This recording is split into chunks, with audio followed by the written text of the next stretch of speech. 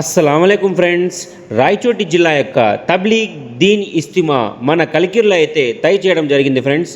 ఈ మంత్ అనగా ఏప్రిల్ 15, 16 తేదీ మన కలికిర్లో అయితే చాలా పెద్ద ఎత్తున ఈ తబ్లీగ్ దీన్ ఇస్తిమా జరుగుతుంది ఫ్రెండ్స్.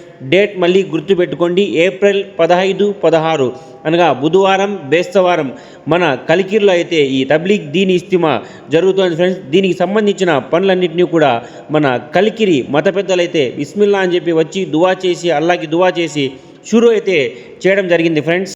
కావున కలికిలో ఉన్నటువంటి నౌజవాన్లు కానీ మరియు ముస్లిం సోదరులు అందరూ కూడా ఈ దీని యొక్క పనిలో షామీల్ కావాలని కోరుకుంటున్నాం.